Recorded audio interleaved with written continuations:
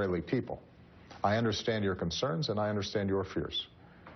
But what is the worst scenario is the path that we're currently on, in which there's no nuclear resolution, and ultimately we have no way to verify whether Iran has a weapon or not. Sanctions won't do it. A military solution is temporary.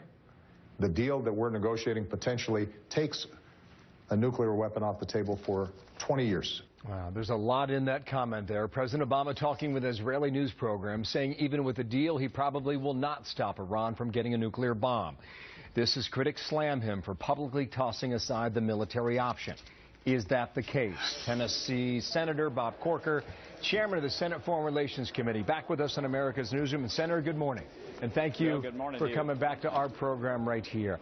A military solution will not fix it, even if the United States participates. Is, as they say in Tennessee, is that smart pool?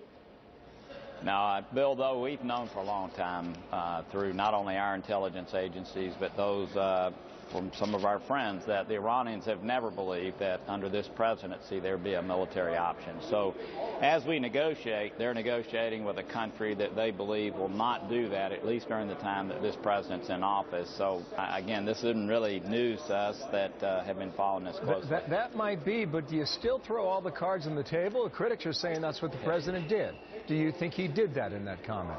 Well, again, I think he spoke about something the Iranians already believe to be true. No, I actually think they've been saying a lot of things. Every time the Khamenei, the supreme leader, comes up with an objection, it seems to me that the president and or Secretary Kerry try to mitigate that, negotiating publicly, saying we can get around that. And so, no, I don't think that there's a backstop here, if you will. There's not a person sitting there that is that backstop. That's why, Bill, it was so important for us to pass the bill that we passed in Congress just over the last 3 or 4 weeks. Well, Congress will be that backstop. I wish it could be even stronger than it is, but because when you get to the point where a P5+1 have agreed to a deal, it's very difficult at that point to undo. So we're having hearings this month. I talked to you offline just to share with you. Last night we met with scientists in a classified setting from laboratories, also our Secretary of Energy, to make sure that Congress really understands all the details of this, can raise concerns. I'll give you one right now.